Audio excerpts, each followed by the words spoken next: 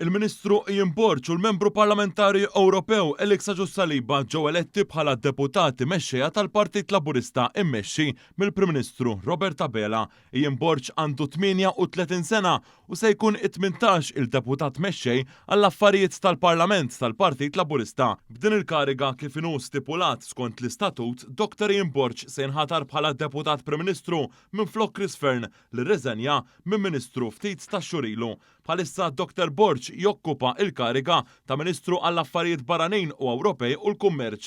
Ian Borg beda il-karriera politika tiegħu fl-2005 meta ġie elett sindku ta' Haddingli fl-ewwel elezzjoni li qatt tikkontesta. Reġa' ġie elett bħala sindku ta' din il-lokalità fl-elezzjonijiet tal-2008 u tal-2012. Fl-elezzjoni ġenerali tal-2013, Dr. Borg ġie elett fil-Parlament u kien l-iżgħar membru tal-Kabinett ta' Gvern Laburista bħala segretarju parlamentari responsabbli mill-Presidenza tal-Unjoni Ewropea tal-2017 u l-Fondi Ewropej. Wara l-elezzjoni ġenerali tal-2017, Borg inħatar bħala Ministru għat-Trasport, l-Infrastruttura u l-Proġetti Kapitali.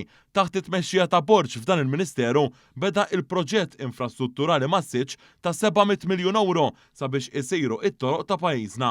Dan wassal biex inħolqot l-Aġenzija Infrastructure Malta fejn fost oħrajn sar l-akbar proġett infrastrutturali f'pajjiżna dak tal-junctions tal-Marsa. Wara l-elezzjoni ġenerali tal-2022, Ian Borg ġie maħtur mill-Prim Ministru Robert Abela bħala Ministru għall-Affarijiet Barranin u Ewropej u l-Kummerċ, kariga li għadu jokkupa sal-lum il-ġurnata.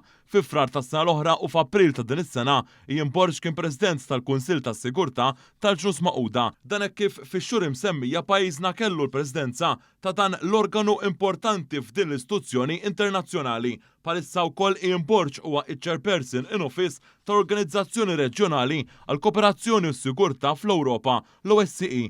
Dan hekk kif pajjiżna tul din is-sena ġie magħżul biex imexxi din l-akbar organizzazzjoni reġjonali fid-dinja fejn fost oħrajn bħala membri tagħha hemm l-Istati Uniti, ir-Russja, l-Ukrajna, ir-Renju Unit u l-Ġermanja.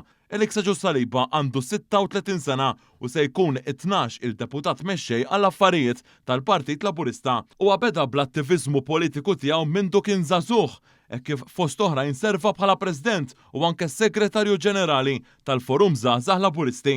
Bejn l-2008 u l-2013 Aġus Saliba ħadem fih dan il-Kamra tal-Aħbarijiet ta' One. Imbagħad fl-2019 Aġus Saliba ġie elett bħala Membru Parlamentari Ewropew f'isem il-Partit Laburista. F'dik il-leġislatura huwa nħatar bħala Viċi President tas-Soċjalisti u d-Demokratiċi fil-Parlament Ewropew. Fil-ħidma tiegħu Aġus Saliba ħadem favur ir-Right to Disconnect li ġie approvat b'mod b'saħħtu mill-Parlament Ewropew u dan se jwassal biex ħaddiem ma jibqax obbligat li jwieġeb l-emails u messaġġi relatati ma' xogħol waqt il-ħin liberu tiegħu. Dan filwaqt li s-sena l-oħra il-ġurnal awtorevoli Amerikan The Wall Street Journal faħħar ix-xogħol tal-Ewroparlamentari Malti favur li ċ-ċittadini Ewropej ikollhom charger komuni għall-apparat elettroniku tagħhom. Dan wara li l-Unjoni Ewropea għaddiet liġi li tirrikjedi lil manifatturi ta' apparat elettroniku ġdid li jkollhom USB-C biex jiċċarġjaw. F'Ġunju li għadda, Elix Saliba reġa' ġie elett għal darb'oħra fil-Parlament Ewropew bl-akbar ammont ta' voti li kandidat Laburista aġġab bi kważi 64,000 vot.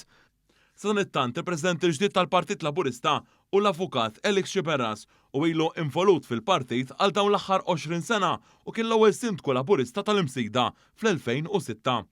Bħala Segretarju Internazzjonali tal-Partit Laburista ġie elett John Grech. Fl-irwoli ta' Viċi President se jibqa' Louis Gatt, bħala Segretarju Organizzattiv se jibqa' il-Perit William Lewis u bħala Segretarja tal-Eżekuttiv Nazzjonali se tibqa' Catherine Fenech.